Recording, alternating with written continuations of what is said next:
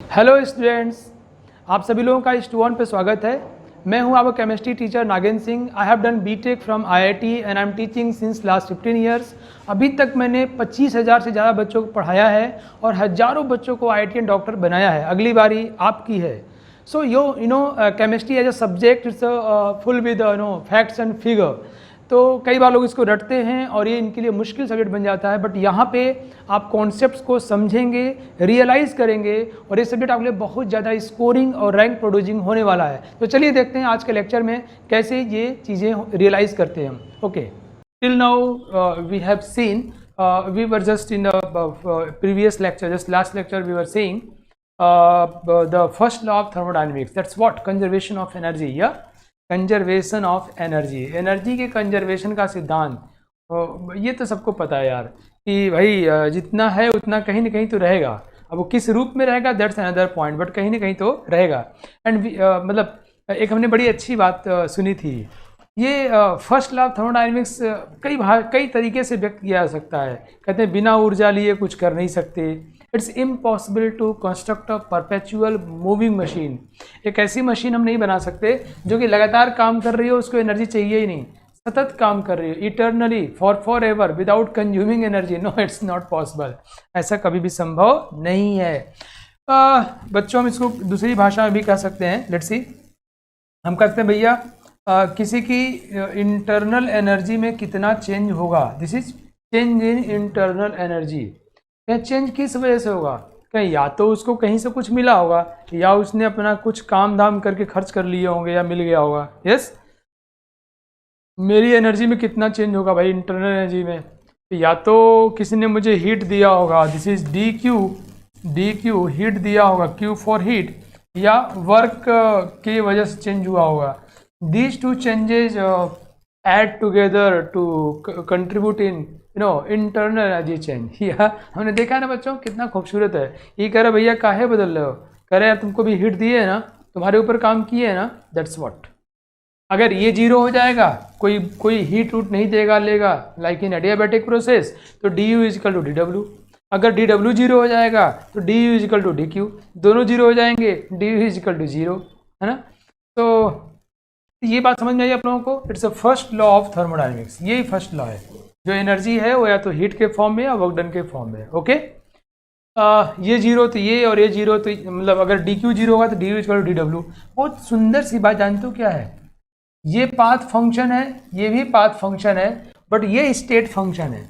इन दोनों path functions का सम जो है स्टेट फंक्शन हो गया। वाह, मतलब जैसे कई कहते हैं 2 बार गड़बड़ी हुई और दोनों गड़बड़ियाँ कैंसिल आउट हो गई और फिर सही हो गया। कई बार फिल्म उली में देखते होगे, एक बार मारा बेहोश हो गया, दोबारा मारा फिर होश में आ गया। तो ऐसे कुछ है, 2 बार चीज़ें बैलेंस हो गई। ये 2 पाथ फंक्शंस हैं, जो पाथ की वजह से वेरिएशंस आता है वो कैंसिल आउट हुआ और यहाँ पे हमको मिल गया। ओके, तो it's a first law of thermodynamics. मुझे उम्मीद है कि आप लोगों को मालूम चल चुका है। फर्स्ट लॉ ऑफ थर्मोडायनेमिक्स क्या कहता है बच्चों?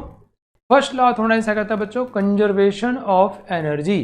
ठीक है, मैं इसको डिटेल में डिस्कस करूंगा अभी आते आते। कम ऑन, आज के लेक्चर में इसको डिस्कस करते हैं।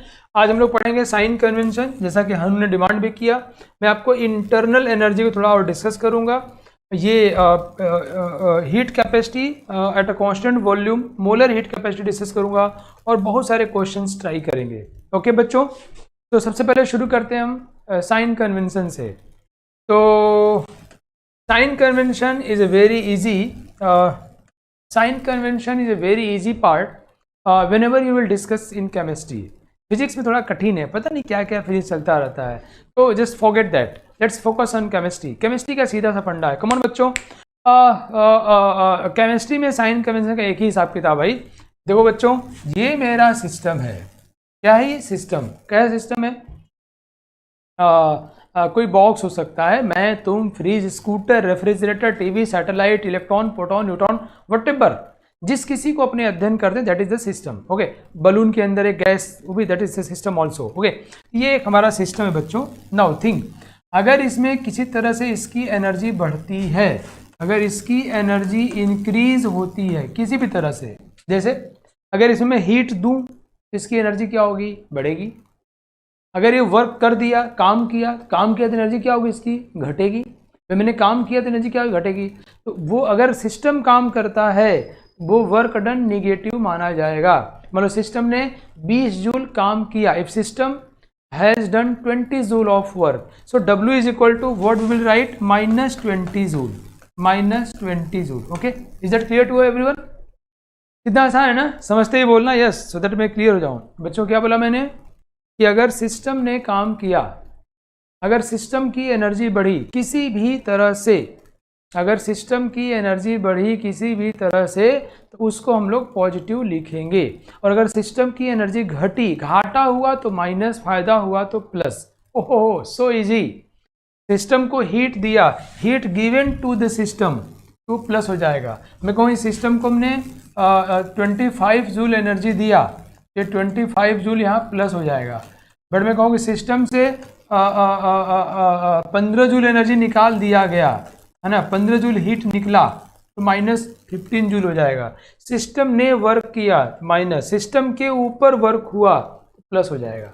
सिस्टम के ऊपर काम करोगे तो इसकी एनर्जी बढ़ जाएगी and that will become positive, so work done become positive. Yes, तो बच्चों ये बात समझ में आई कि नहीं? फटाफट सब लोग बताओ। फायदा तो प्लस, सिस्टम की एनर्जी बढ़ी, एनर्जी इंक्रीज हुई सिस्टम की तो प्लस, कैसे? चाहे जैसे से क्यों, heat given to system, heat given to system कैसा होगा? Plus.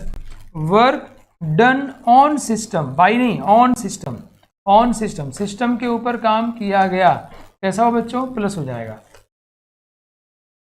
Okay everyone, please tell me.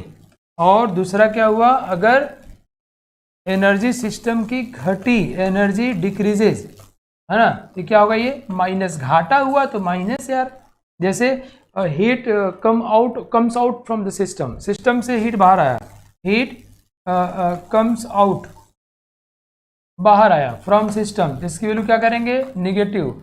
Work done by the system, system ने ही काम कर दिया, काम करेगा तो एनर्जी लॉस होगा और क्या हो जाएगा? Negative.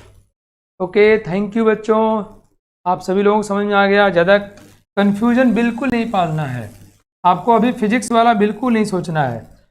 You know physics chemistry में सब लॉजिकल है यार, it's all about what is our reference, what we want to see in the system, हम सिस्टम में क्या देखना चाह रहे हैं। तो here in chemistry we want to see the energy, energy की बातें करते हैं। ओके,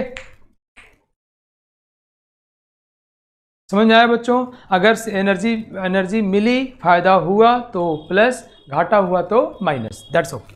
नाउ अब हम लोग फर्स्ट लॉ ऑफ थर्मोडायनेमिक्स की बात कर रहे हैं। कुछ बच्चों ने कहा कि सर इसको थोड़ा बोल दीजिए। फर्स्ट लॉ ऑफ थर्मोडायनेमिक्स, अभी तो इसको इतना ज़्यादा यूज करना है, इतना ज़्यादा पढ़ना है। First law of thermodynamics, first law of thermodynamics बच्चों ये सिंपल कंजर्वेशन ऑफ एनर्जी की बात करते हैं। कंजर्वेशन ऑफ एनर्जी, ऊर्जा के संरक्षण का सिद्धांत। एनर्जी रूप बदल सकती है, एनर्जी में change from one form to another form, but it never loss, उसका लॉस नहीं होगा, डिसअपियर नहीं हो जाएगा। ऐसा नहीं कि भूत की तरह, यहाँ भूत था अभी गायब हो गया, यहाँ चुड़ैल थी अभी गायब हो गई, नॉट लाइक दैट। एनर्जी रूप बदल सकता है, बल्कि अल्बर्ट आइंस्टीन साहब तो और आगे बढ़ गए यार, उन्होंने कहा कि एनर्जी मास में कन्वर्ट हो सकता है, मास एनर्जी में कन्वर्ट हो सकता है। It's mass energy relation, energy is equal to mc²। कह रहे एनर्जी मास इवन आपस में 14 अरब साल पहले जब इस एटम, मॉलिक्यूल, न्यूक्लियस ये बन रही थी बच्चों, तो यही था ना, मास टूट रहे थे, एनर्जी बन रहा था, एनर्जी से एटम, मॉलिक्यूल्स ये बन रही थी। तो मास एनर्जी रिलेशनशिप को आइंस्टीन साहब ने बोला ये भी एक रूप है फर्स्ट लॉ ऑफ थर्मोडायनेमिक्स का। ओके, या अभी हम लोग केमिस्ट्री में जो यूज करने वाले हैं वो ये, भैया ये बताओ, कहें कि तुम्हारे पास इतना पैसा कहाँ से आया रे? तुम जो है अभी नल्ला था, जीरो पर टहल रहे थे और तुम्हारे पास 5000 रुपया है, कहाँ से पाया?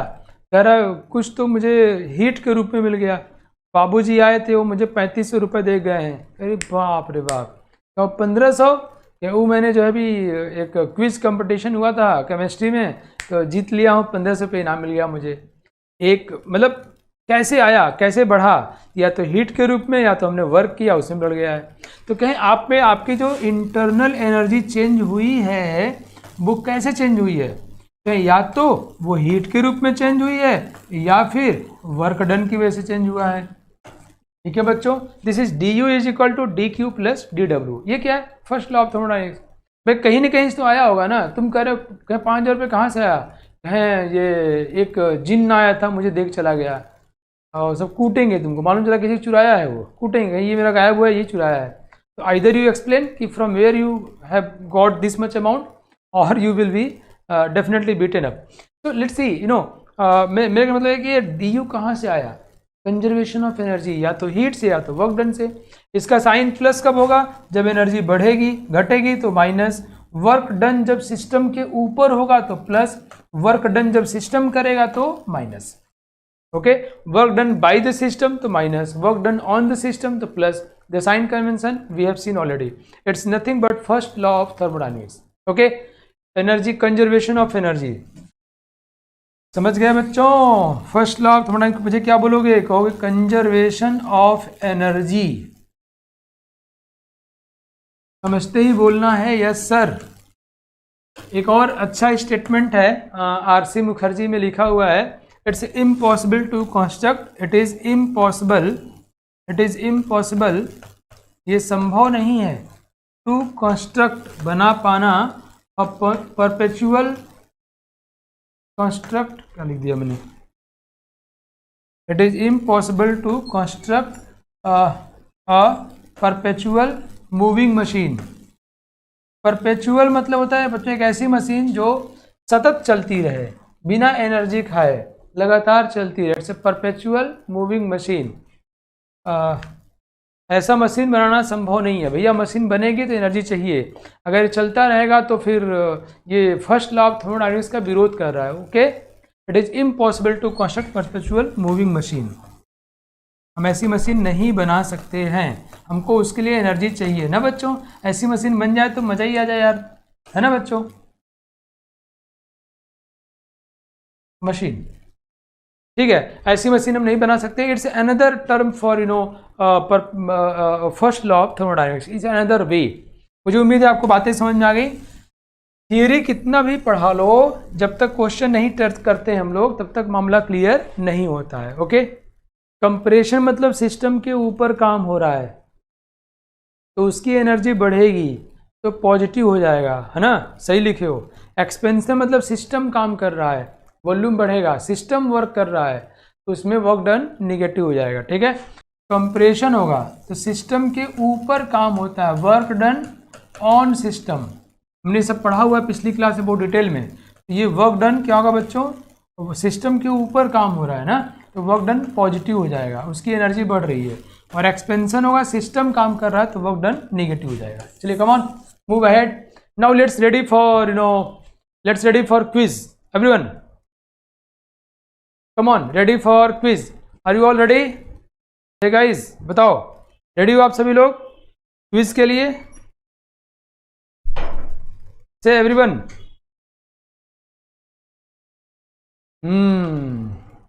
चलिए तो हम लोग क्विज स्टार्ट करते हैं। Let's see, assign sign to following, assign sign to following. Heat absorb by the system is 50 calorie. अब बताना है प्लस होगा कि minus. Work involve in expansion is 180 calorie. See, तो हीट एब्जॉर्ब, ओहो इस सिस्टम ने हीट ले लिया तो ये पॉजिटिव होगा भाई, सिस्टम को तो फायदा हो गया। इट्स प्लस 50 लिखा जाएगा। अब सभी लोगों ने सही किया है, वाह ग्रेट। एक्सपेंशन हुआ, सिस्टम ने काम किया है, एनर्जी लॉस, तो work done will be negative, तो work done is equal to minus 180 calorie. ओहो, एवरीवन हैज डन करेक्ट, बहुत बढ़िया। चलिए इससे इंप्रेस होके next question, come on let's see. तो हीट गिवन टू सराउंडिंग, ओ सराउंडिंग को दे रहा है, तो सराउंडिंग को दे रहा है तो उसका तो नुकसान हो रहा है यार। यहाँ हीट क्या होगा हमारा? माइनस 100 कैलोरी, माइनस हो जाएगा ये, हमको सिर्फ साइन बताना था। अच्छा, वर्क डन ऑन सराउंडिंग, ओ इसने सराउंडिंग पे काम कर दिया, वर्क डन ऑन सराउंडिंग, तो नुकसान हो गया यार उसका, माइनस 90 जूल। तो both are negative and you all have done correct. I mean it's marvellous performance, मतलब हम लोग समझ गए हैं। लास्ट वन बच्चों, लास्ट क्वेश्चन, ये लास्ट क्वेश्चन है सबके लिए, मैं देख लेता हूँ इसको। 30 seconds, let's see. Work involve in compression. ओ कंप्रेशन मतलब वर्क सिस्टम के ऊपर किया जा रहा है, ये +180 जूल हो जाएगा। Now heat given by surrounding, surrounding heat दे रहा है, किसको दे रहा है? सिस्टम को। अब बेवकूफ़ नहीं बना सकते किसी भी हालत में हम लोगों को। It's 90 joule. कम ऑन, बहुत बढ़िया, सबने पॉजिटिव लिखा है, बहुत अच्छे। Now next question, it's a very simple application of first law of thermodynamics, जो हमने अभी भी देखा बच्चों, डी यू या डेल्टा यू। जब वो बहुत अच्छे, बहुत बढ़िया, लेट्स सी नाउ। जब इंटरनल एनर्जी में चेंज बहुत थोड़ा होता है, then we call D U. D U मतलब वेरी डिफरेंशियल चेंज, बहुत छोटा चेंज हो, वेरी स्मॉल चेंज, इसको क्या बोलते हैं हम लोग? डिफरेंशियल चेंज, डिफरेंशियल चेंज हो। और जब ये चेंज इतना छोटा चेंज हो कि we can not quantify it, हम इसको वैल्यू नहीं दे सकते, इतना छोटा चेंज हो, बहुत छोटा, बहुत छोटा, कितना? क्या 10 to 0, है ना बच्चों। लेकिन वही चेंज जब सिग्निफिकेंट हो जाता है, काउंटेबल हो जाता है, मेजरेबल हो जाता है, हम उसको काउंट कर सकते हैं, मेजर कर सकते हैं, तो डेल्टा यू लिखते हैं। ओके, तो दोनों सेम है, बस अमाउंट का अंतर है। तो अभी जो मैंने आपको फर्स्ट लॉ ऑफ थर्मोडायनेमिक्स का मैथमेटिकल एक्सप्रेशन बताया, याद है ना आपको? बच्चों बोलो यस नो। आपको ये मैथमेटिकल एक्सप्रेशन याद हो गया होगा, delta U is equal to delta Q heat plus delta W. इस मैथमेटिकल एक्सप्रेशन के ऊपर based using sign convention, let's try some quiz. It's quiz time, yeah everyone? ओहो क्या बात है, let's see quiz time. If 100 joule of heat is supplied to the system and 100 calorie of work is done by the system on the surrounding, then calculate the change in internal energy. आप सभी को change in internal energy calculate करना है। Heat supply to the system is 100 calorie and work is done by the system on the surrounding. ठीक है, 100 joule and 100 calorie खेल है। अब बताना है कि what will be the change in internal energy. मैंने आपको यार गलती से बता दिया यार, भूल जाओ तुम लोग, मैंने क्या बता दिया है कि इसमें फर्स्ट लॉ लगाना है। अरे यार क्यों बता दिया मैंने। लेट्स सी, कुछ लोगों ने क्या गलती कर दिया। मैं कहा कि 1 दर्जन केला है तुम्हारे पास, 1 दर्जन केला है, 1 डजन बनाना, और उसमें से मैं 1 केला निकाल दूं, 1 बनाना निकाल दूं, कितना बचेगा? कह रहे सर 1 में से 1 गया, 0 बचेगा। हमने देखा पगला का, कई तो ऐसा किए इसमें से। मैं कहा कि 1 दर्जन केला में से 1 केला निकाल दूं, कितना बचेगा? कैसा? 1 - 1 = 0। अरे यार यूनिट कौन देखेगा हैं? अरे पगला, यूनिट भी देखना होता है, इतना जल्दीबाजी नहीं। और एग्जाम में ऐसी गलतियां कराई जाती हैं बच्चों से, सबको पता है बच्चे ऐसी गलती करते हैं। या जानते हो, मैं तो बताऊं एक बच्चे को सिखाया गया, पप्पू को, हाँ पप्पुआ को सिखाया गया कि 100/10 = 0 0 काट दो 10 आ जाएगा। क्या पप्पू समझ गए? कह रहा सर समझ गए। क्या अच्छा, क्या 125/25 क्या होगा? आंसर समझ गए तुम लोग? समझे नहीं समझे पप्पू क्या किया होगा? 25 काट दिया, कह रहा सर 1 आएगा। समझ गए आप लोग? ये सब अच्छा, तुमको ये पप्पू जो बोला हूँ, पप्पू कोई हो सकता है, एग्जामिनेशन में गलती झटके में हो जाती है, तो हम लोगों को मूड बनाना होता है कि हम लोग ऐसी गलतियाँ नहीं करना, बचना है। चलो कम on, let's solve this problem. हमें सवाल पे आते हैं बच्चों। हमको मालूम है कि डेल्टा यू, चूँकि देखो ये वैल्यू हम काउंट कर पा रहे हैं, देयरफॉर हम लोग यहाँ पे डी डिफरेंशियल नहीं डेल्टा की बात करेंगे। So delta U is equal to delta Q plus delta W. Now हमको ये कैलकुलेट करना है, just put the values here. Delta Q, 100 joule of heat is supply to the system. System को इतना दिया गया, मतलब क्या हुआ? +100 हुआ, क्या? Joule. Wow, 100 joule of heat is supply to the system. System को 100 जूल हीट दिया गया, मतलब उसकी एनर्जी क्या हुई? बढ़ गई, plus. Now 100 calorie of work is done by the system. System ने काम कर दिया, तो क्या हो गया? ये माइनस हो गया, उसकी एनर्जी क्या हुई? Loss. Any confusion? Any sort of confusion? No, not possible. Yeah so -100 calorie. Minus क्यों हुआ? Because work is done by the system, so definitely energy will be lost. And let's see बच्चों, देखते हैं हम लोग 100 calorie. We know ना 1 calorie is equal to 4.18 joule. So 100 calorie means 418 joule ना बच्चों। ये क्या हुआ? ये हो जाएगा -418 जूल, ये घट जाएगा -318 joule will be the answer. मतलब उसकी इंटरनल एनर्जी में इतना घाटा हो जाएगा। घाटा कैसे मालूम आपको? क्योंकि बिकॉज माइनस है ना, माइनस मीन्स घट गया, डिक्रीज कर गया क्या? Internal energy. यस, किसी को तुम 100 रुपया दिए और उसकी जेब से -418 रुपये निकाल लिए, तो अल्टीमेटली उसके कितना नुकसान हो गया? -318 का नुकसान हुआ ना, तो कंजर्वेशन नहीं हुआ। अब तुम कंजर्वेशन को क्या समझते हो? पूरी समझ में आ रहा है कैसे? कंजर्वेशन का मतलब कुछ भी हो उतना बना ही रहे। अरे भाई, कंजर्वेशन का मतलब यही है कि इसको आपने 100 दिया और -418 निकाल लिया, तो कितना बचेगा? -318। या ये कह लो कि 318 रुपये कहीं से उधार ले लिया होगा, या ये कह लो उससे घाटा हो गया। You can understand in any way. Okay, let's solve another problem बच्चों। Come on everyone, it's another question. Are you just excited to solve another question based on the same content? Come on, let's solve the next question. ये question आपके screen पर है पूरा 5 करोड़ रुपए के लिए। ये देखो सवाल 5 करोड़ रुपीज के लिए। ये बहुत ही आसान सवाल है। A gas followed to expand against a constant external pressure of this from 10 liter to 20 liter. If 100 joule of heat is also supplied to the system, then calculate delta E. delta E मैंने आपको बताया हुआ है बच्चों कि हम लोग internal energy को डेल्टा ई भी कहते हैं। तो ये डेल्टा ई लिखे चाहे डेल्टा यू लिखे, both is for internal energy. हम लोगों ने जो है पहले लेक्चर में पढ़ा हुआ है अच्छे से कि वर्क डन जो होता है डी डब्ल्यू जो होता है इज इक्वल टू, ऑलवेज हम लोग क्या करते हैं बच्चों, minus P external into D V. ये माइनस क्यों करते हैं?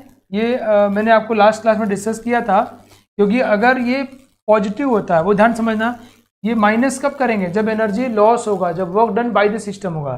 तो अगर एक्सपेंशन होता है, है ना, तो वॉल्यूम बढ़ता है, वॉल्यूम बढ़ता है तो डीवी क्या हो जाएगा? पॉजिटिव हो जाएगा। यस बच्चों, समझ आया आपको?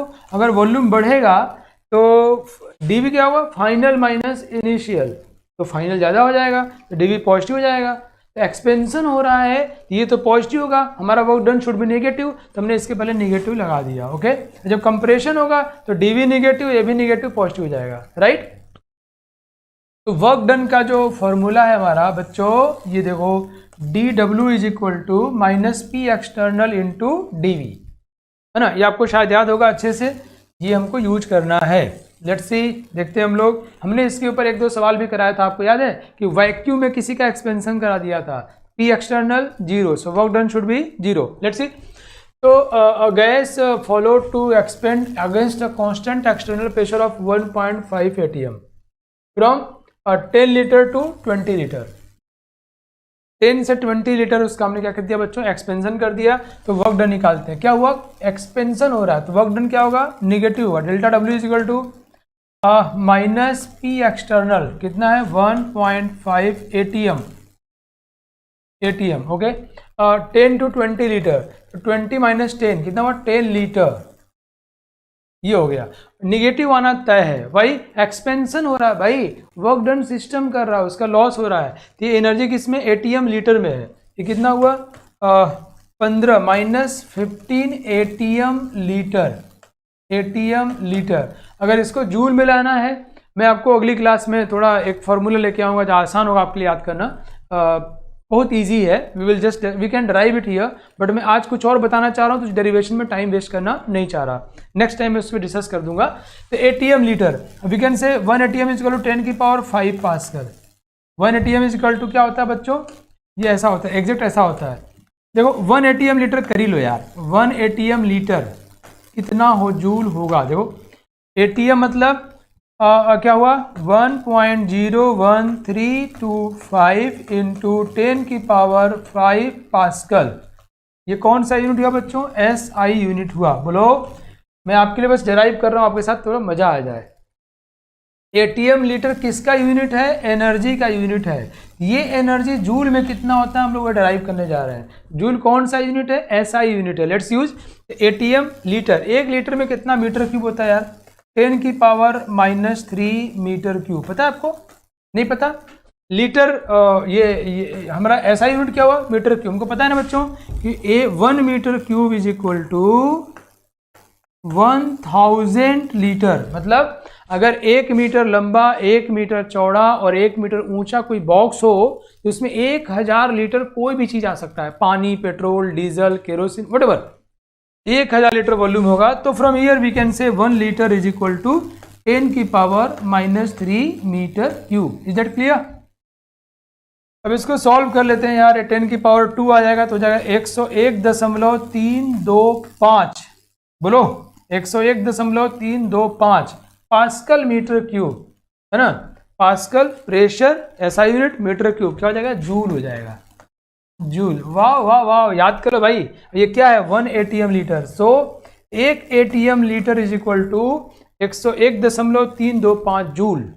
101.325 जूल। ये आपको याद रहेगा तो एग्जामिनेशंस में आपको टाइम वेस्ट करने की जरूरत नहीं है। ये derivation is that clear to everyone? मैं सोचा अगली क्लास में करा दूंगा बट आज ही मूव कर गए हम।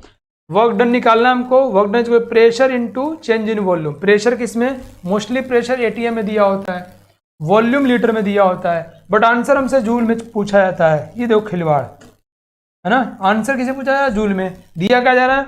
एटीएम और लीटर में। यस बच्चों। तो एटीएम मतलब 1 this much, pascal is SI unit, and volume liter means this much unit in meter cube. So Pascal into meter cube is equal to joule, this SI unit, and multiplying this one with this one. Okay. So बच्चा लोग हम लोग इस बात को अलग से copy में नोट कर लेंगे सभी लोग, ताकि बाद में कभी गलत ना हो। क्या नोट कर लेंगे हम लोग कि 1, मैं भी देखो नोट कर रहा हूँ तुम्हारी तरह, atm litre is equal to 101.325 joule. Clear? और ये मैंने अपने दिमाग के सब कॉन्शियस माइंड में फिट कर दिया। हमारा आंसर आया 15 एटीएम लीटर। हम कहेंगे work done is equal to -15 into 101.325 joule. इतना आंसर हो जाएगा। अब नहीं पता तो इसे भटक रहे हैं फालतू में। कितना आसान है ना। अब ये गुणा भाग कर लेंगे हम लोग आसानी से। अब ये छोड़ो हटाओ, 15 का 15 कर लो और 15 का 15 कर लो, 108 इतना जूल अप्रोक्सीमेटली कर लो। हाँ किस में होगा? माइनस में। इतना जूल हो जाएगा। क्लियर? ठीक है। 15 जूल अप्रोक्सीमेटली कर सकते हैं हम लोग। ठीक है। चलो ये हमारा क्या आ गया बच्चों? वर्क डन आ गया। किस में वर्क डन होगा? नेगेटिव में होगा। क्यों नेगेटिव में होगा? बिकॉज प्रोसेस में एक्सपेंशन हो रहा है। Now 100 joule of heat is also supplied to the system. Oh my god. तो डेल्टा यू या delta E is equal to delta Q supplied to the system plus 100 joule. System को दिया गया। Conservation of energy कहता है कि आपने जो दिया और जो सिस्टम ने वर्क डन में प्लस माइनस हुआ वो कुल मिला के उसके इंटरनल एनर्जी में रहेगा, कंजर्व रहेगा। ऐसा नहीं कि डिसअपियर हो गया, गायब हो गया, बैलेंस नहीं हो रहा, ऐसा नहीं होगा। नो, जो यहाँ पर है वो इसके बराबर होगा, कंजर्व रहेगा। हमने 4 केला खाया, 4 केला मेरे पेट में रहेगा, दैट इज कंजर्वेशन, राइट। ये उसकी इंटरनल एनर्जी उसके पेट में चला गया। 100 जूल दिया, वर्क डन -15 है, सॉल्व किया हमने, आ जाएगा कितना? आ जाएगा ये 5 और 1 और 4 और 1 -14 15 जूल डेल्टा यू की वैल्यू हो जाएगी। ठीक है। कैन ऑल्सो भी। समझ में आ गया बच्चों सबको? मैंने यहाँ पे क्या समझाया आपको? एटीएम लीटर का मतलब समझाया, वर्क डन और हीट का यूज करना सिखाया, कंजर्वेशन ऑफ एनर्जी को फिर से हम लोगों ने एक बार रिपीट किया कि जो भी यहाँ पे हीट मिला है और ये नुकसान हुआ है, कुल मिला के इंटरनल एनर्जी में दिखाई पड़ेगा। 4 केला खाया, 4 केला पेट में रहेगा, इसका मतलब हुआ कंजर्वेशन, राइट। आई थिंक समझ बात आ गई आपको। ठीक है बच्चों, चलिए next, analysis of isochoric process. अब मैं धीरे धीरे आपको थोड़ा और डुबो रहा हूँ डिफरेंट कंटेंट्स के ऊपर। Let's C analysis of isochoric process. Isochoric means what? isocoric means when change in volume is equal to 0 and we know work done delta W is equal to बच्चों minus P external into delta V। अब delta V 0 है तो work done भी 0 हो जाएगा। बोलिए no, क्या बात है, वेरी नाइस, बहुत बढ़िया। तो डेल्टा W आइसोकोरिक प्रोसेस जहां भी देखोगे जब कोई चेंज इन वॉल्यूम हुआ ही नहीं तो वर्क डन क्या होगा, 0, work done will B 0। Reactions में देखे थे ना हम लोग कैसे वॉल्यूम चेंज होता है, सॉलिड से लिक्विड बना वॉल्यूम चेंज ना, लिक्विड से गैस बना वॉल्यूम चेंज, है ना। तो वॉल्यूम चेंज वहां भी देख रहे थे हम लोग, मैंने लास्ट क्लास में क्वेश्चन कराया था आपको। तो यहाँ पे वर्क डन क्या होगा, 0, क्योंकि वर्क डन एनर्जी नहीं हुआ। अब डेल्टा क्यू की बात किया जाए, सॉरी अगर अपने डेल्टा यू की बात करते हैं बच्चों, change in internal energy is equal to, वो ध्यान समझना, delta Q plus delta W, और डेल्टा डब्लू क्या है भाई, 0 है, ये तो 0 हो गया यार। इसलिए आइसोकोरिक प्रोसेस में change in internal energy is equal to delta Q होता है। ओ हो बच्चों, जो हीट चेंज होगा, जो हीट दोगे, वर्क डन तो किया नहीं, जो हीट दोगे वो यहाँ हीट बढ़ा देगा, हीट लोगे तो इसकी इंटरनल एनर्जी घटा देगा। That's what will happen in isochoric process. इसीलिए आइसोकोरिक मतलब eight constant volume, at constant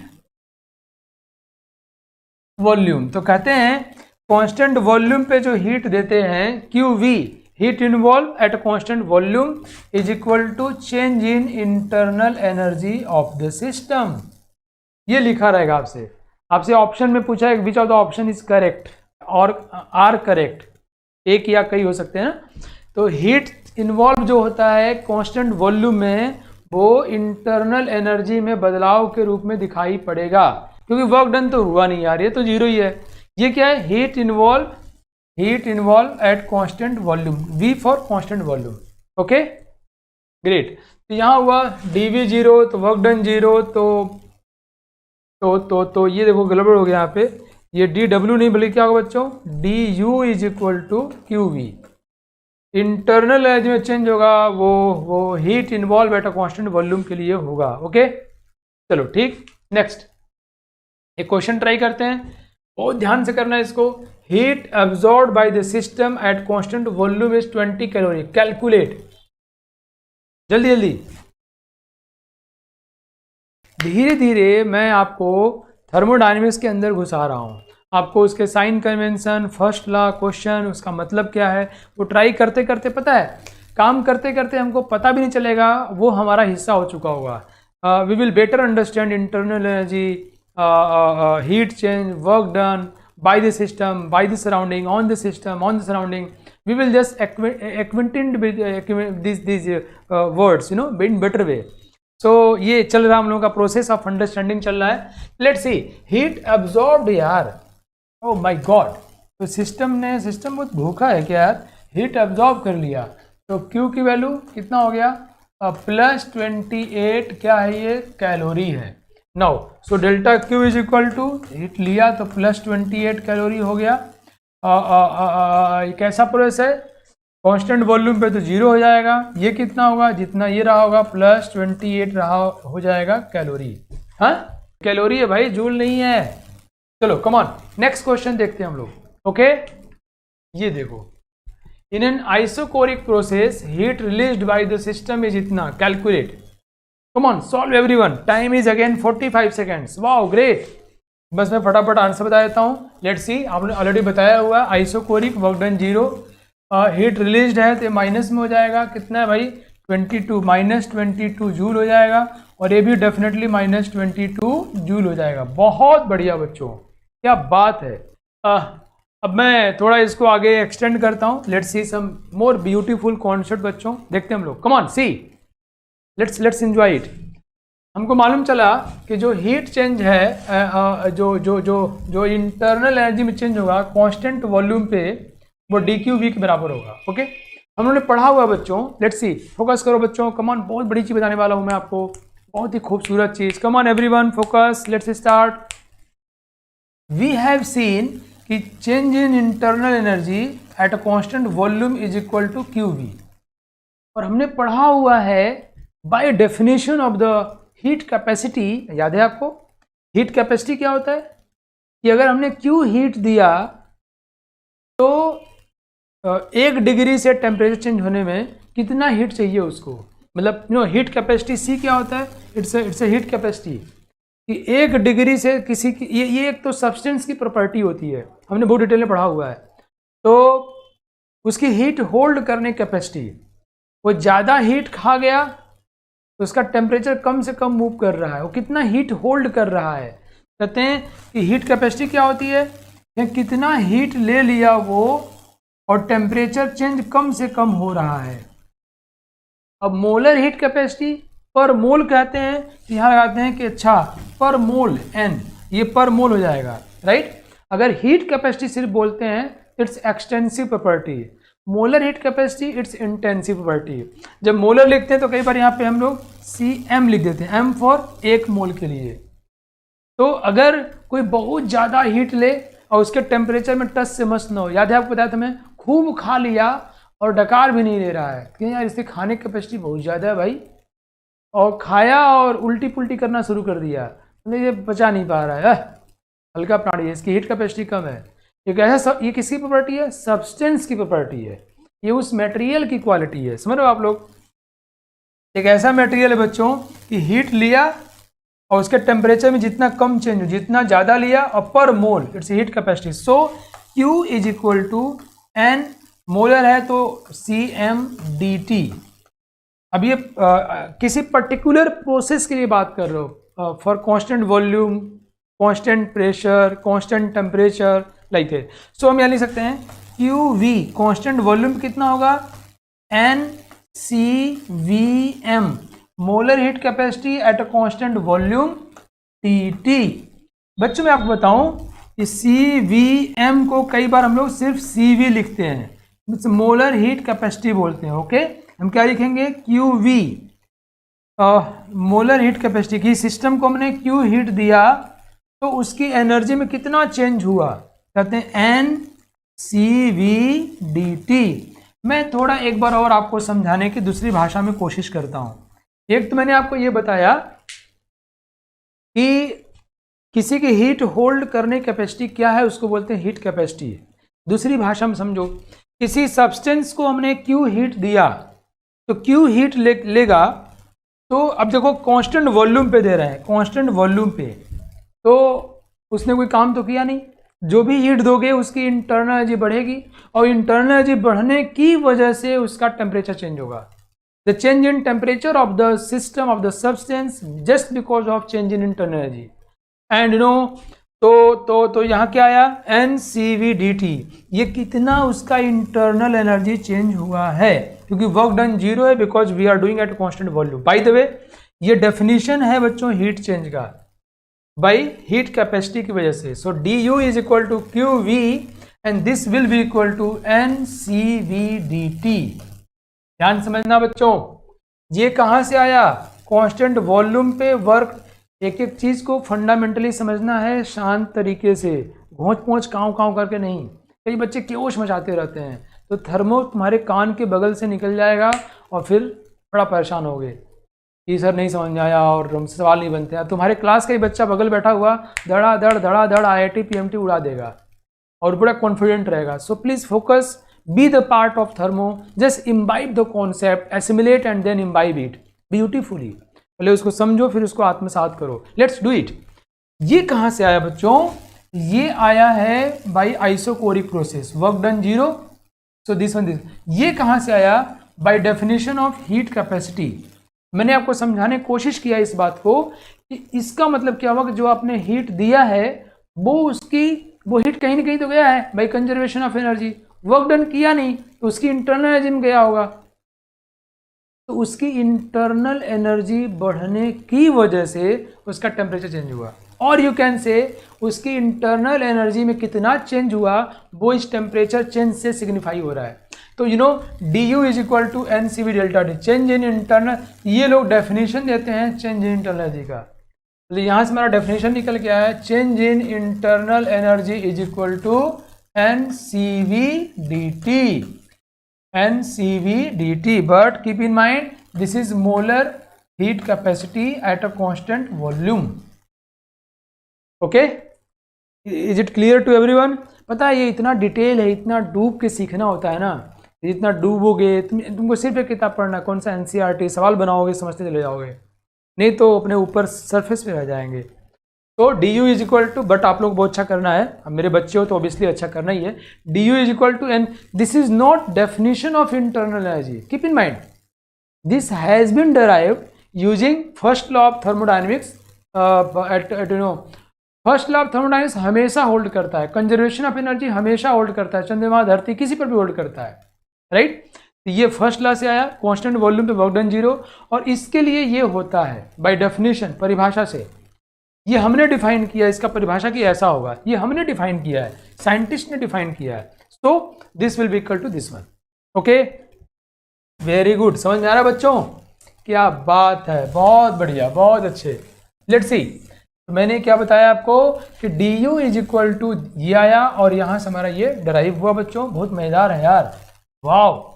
ये हमको, अच्छा एक बात और देखो, हमने क्या पढ़ा, du is equal to NCV/dt, right.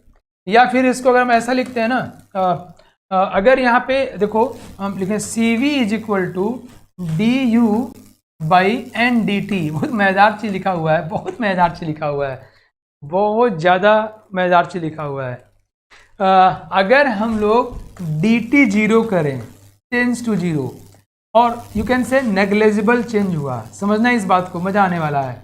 Negligible change हुआ, नेग्लेजिबल चेंज, जैसे कोई जो है बहुत खा लिया, 50 पूड़ी खा लिया, 30-40 गुलाब जामुन रसगुल्ला खा लिया, मुर्गा मुर्गी बकरा बकरी कुल खा लिया, और डकार नहीं ले रहा है। अरे भाई कहाँ गया तुम्हारा, उसके पेट में कोई फर्क ही नहीं पड़ा कि कहाँ गया यार तुम्हारा आइटम, कहाँ गया ये सब, तुम क्या क्या रखे हो सिस्टम अंदर, कुछ ब्लैक होल तो नहीं है तुम्हारा, नहीं, इतना खा लिया कोई फर्क ही नहीं पड़ा यार, या हमने दिया कोई चेंज ही नहीं आया। ऐसे ही कुछ है यहाँ पे, देखो इसने, बहुत ध्यान समझना, मजेदार बात है ये, बहुत मजेदार है।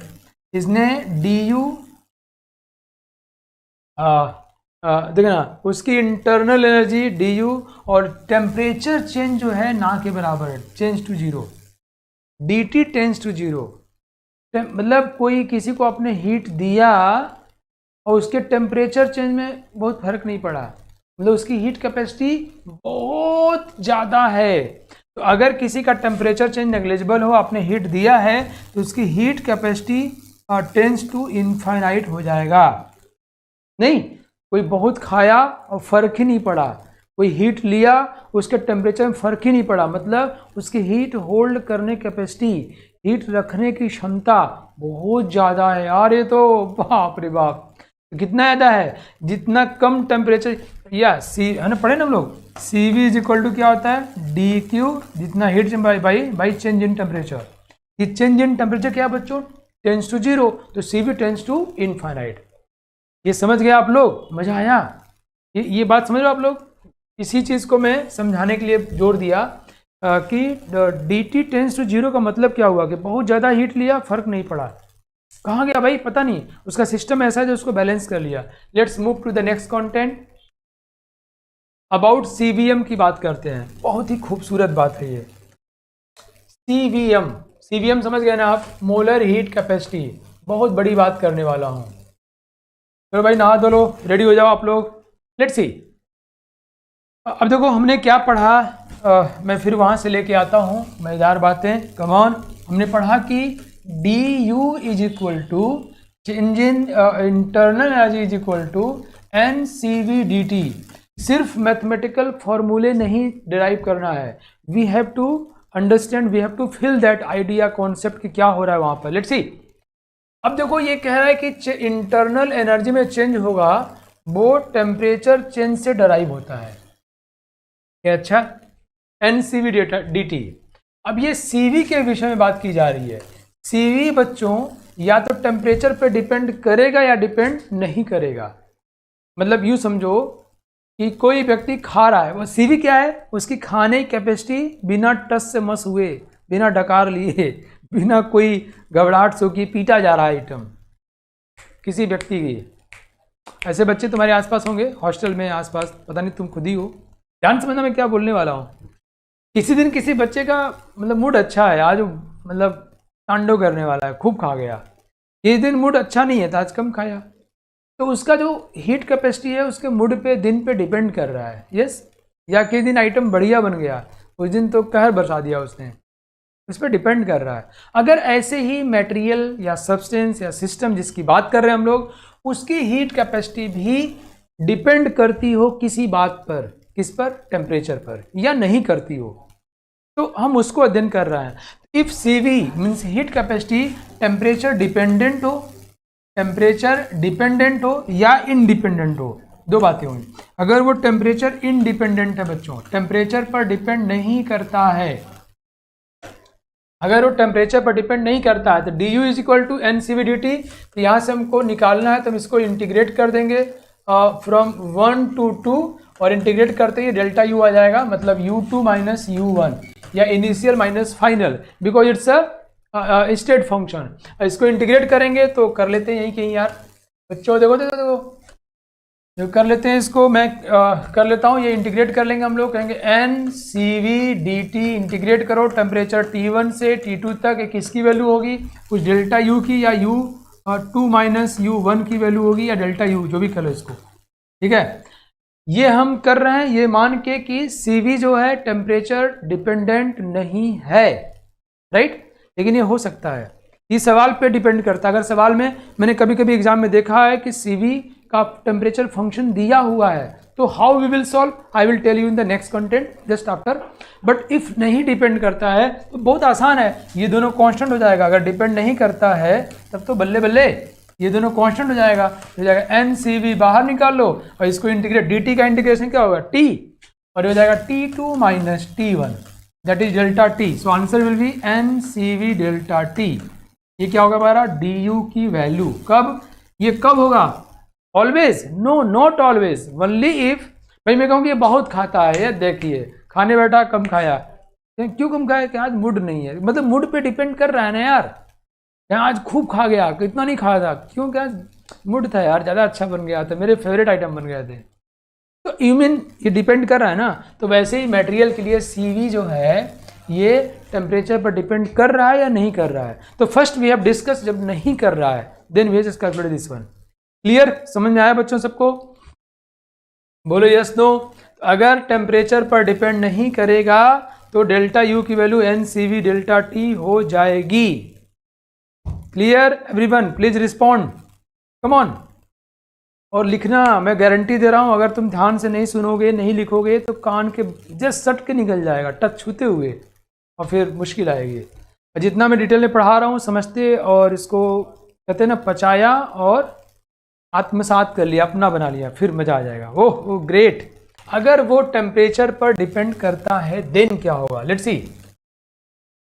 अगर वो टेम्परेचर पर डिपेंड करता है तो क्या होगा, तो फिर उसके फंक्शन आपको एग्जाम में दिया होगा कि CV इज टेम्परेचर डिपेंडेंट, और उसका फंक्शन ये है, जैसे मैं कह दिया कि उसका फंक्शन ये है a plus B T plus C T square, it's a function where a b c are constant for substance. किसके लिए, उस सब्सटेंस के लिए, रामलाल के लिए, श्यामलाल के लिए, छोटे लाल के लिए, ये उस सब्सटेंस के लिए वैल्यू दिया हुआ है कि वो इस टाइम पर इतना खाएगा, इट्स फिक्स, वो लंच ज़्यादा नहीं करता, डिनर में कर जाता है वो, I mean it's time dependent, like it's temperature dependent. Now we will just integrate बच्चों, हम कहेंगे, हम मैं कर लेता हूँ, D U is equal to N C V, C क्या हुआ, ये हो गया a plus B T plus C T square N C V D T.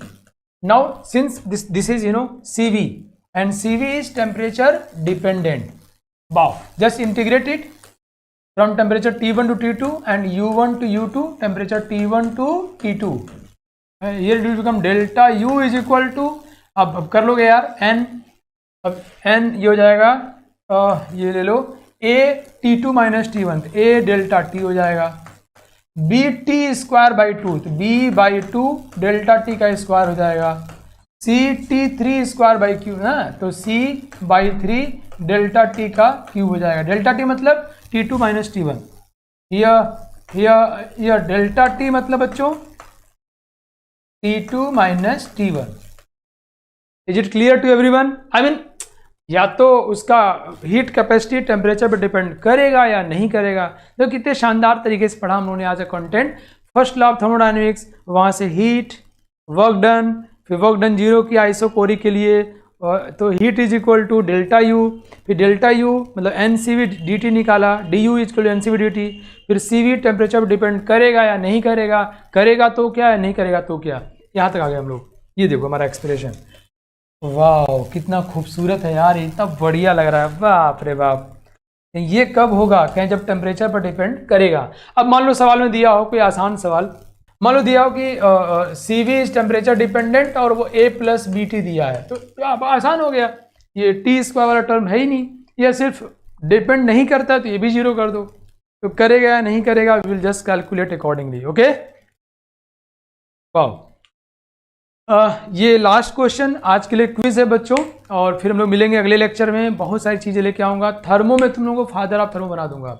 मैं तुम्हें एक बात बताऊँ, जो बच्चे इवन IIT और मेडिकल निकाल लेते हैं, इवन अच्छा कर लेते हैं, उनको भी थर्मो में कन्फ्यूजन रह जाता है। बिकॉज लोग फॉर्मूले पढ़ते हैं, फॉर्मूले याद करते हैं। मैं चाहता हूँ कि आप थर्मो को उसकी गहराई समझो, हैव द बेटर इंटरप्रिटेशन, क्या हो रहा है यहाँ पे, वाओ लेट्स सी इट। और ये आपको केमिस्ट्री में भी काम देगा और फिजिक्स में भी काम देगा, अपनी जिंदगी में भी काम देगा। Come on see just solve this problem.